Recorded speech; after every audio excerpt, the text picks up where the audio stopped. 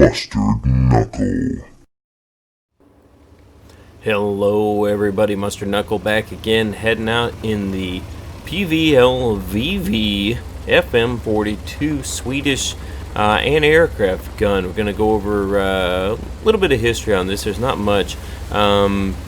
Gameplay, tips on how to use something like this in-game, and we'll get right into it. If you like these kinds of videos with the history and the gameplay, we're doing 4 or 5 times a week. And we'll do the history, gameplay, and every one. Also doing a new series about how to kill different things, so be looking for that. 3 minutes or less, we're going to go over how to kill it. We're already in the game. Here we go.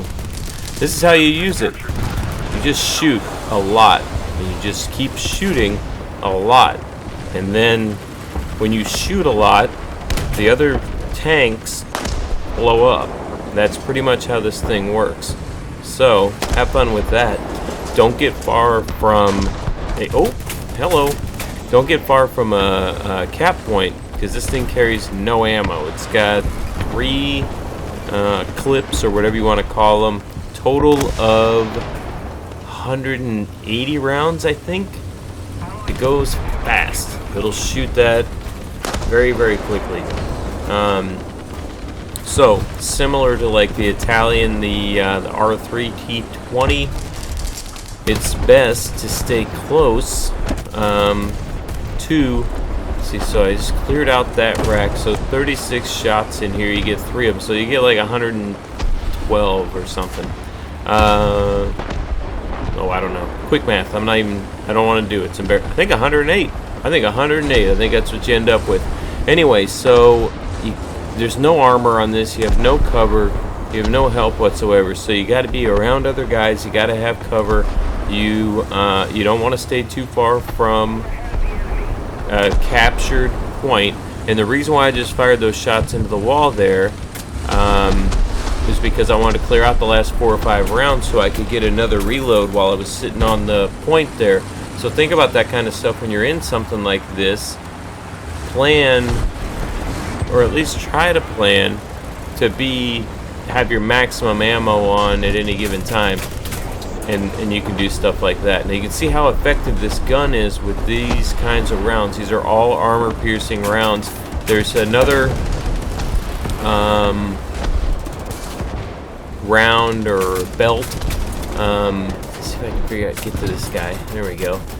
Wow, I can't. Who's still alive? The guy down there. Let's see if I can get him. There we go. All right. So there's a round that's basically anti-air. It's high explosive, and then there's another one that's I think 3 armor piercing and 1 fun, and 1 high explosive, and then this one that's all armor piercing. I prefer this. It's pretty good pen. I feel like it's 60 something millimeters. That's at 10 meters. I mean, that's really close in, but pretty good pen. You can still use it on airplanes because it's going to pen an airplane. You know, it just won't blow up, so that's the biggest problem. I mean, you can do damage to an airplane. And another problem with this is, like I said, there's so few shots, so few rounds. By the time you kind of figure out where you are trying to hit a plane as far as leading him and stuff like that, you're out of ammo. So shooting planes, you know, my opinion is still that it's not that effective of a way to help your team, because most planes, if they're shooting at a tank, they can't damage it. If somebody drops bombs at you, you can drive away. So somebody sitting back just shooting at airplanes isn't really helping the team. It's just one less guy not trying to cap the point. And I've said that before, but that's why I use this way. Even though it's an anti-air vehicle, I still use it this way. Now you saw the only bomb that I got a kill with was that one that I dropped from higher altitude, where I just kind of arced down and held. Let's see if I can get this guy. And held the crosshairs on him with just a slight pitch down. I thought I could squeeze that, but that did not work. Just a slight pitch down from altitude, and we've talked about that before as well. Getting those bombs to explode right when they hit the ground, or shortly after they hit the ground, as opposed to just a low-level drop on them. Alright, so that's 5 kills. This vehicle is one of one. They built a prototype for it, and it wasn't accepted. So that's basically the history of this vehicle. Is based on another tank, like the 20 series. Let's see if we can get nice. Holy cow! It was based on that. Crew of 2, no armor. That little plate in the front, it's got like 10 millimeters. You know, I mean, I say no armor, but it's got a little bit, obviously, because there's like structure, but no effective armor against anything. I mean, machine gun will pen it, anything will pen it. Airplanes, you know, certainly the round off another tank will pen it. Let's get a couple shots on that guy. And like I said, you don't want to venture very far away from. I don't want to go out very far. See, they know I'm here. They're unhappy with me. You don't want to go far from a captured point because you gotta reload often with this thing. Darn it.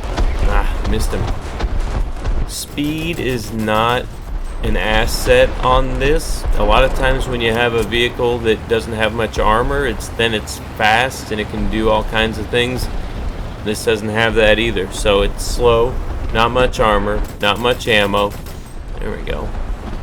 It does have an effective gun at this tier though, so that's one plus side. And like I said, the history of it is pretty short. One prototype made, never went into service, the end. So I do find the Swedish tree has some pretty awesome vehicles on it though. It's been pretty fun working my way up the Swedish tree. I've only made it to like 3, you know, like a battle rating of 3, something like that. Not very far along on it, but so far so good. Having a good time with it. There's some interesting vehicles and a lot of variety in there, so it's a fun tree to work your way up. And you guys who've been watching can, you know that. Oh, come on! Oh, I can't get the. There we go. As soon as I started driving, I got the traverse down, but let's see. Tetrarch helping me out here. Let's see if this other guy's gonna take him out. I couldn't get the gun down far enough, but once I accelerated and it kind of pitched back, I got the gun down far enough. That would have been an easy kill if I would have been able to get the gun on him, but whoops.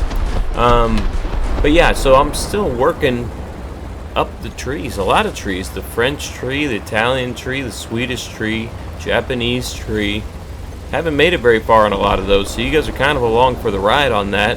And we'll take a look at a whole bunch of weird low battle rating vehicles, which I enjoy. I don't know if you guys, hopefully some of you enjoy that as well. The low battle ratings, they're fun.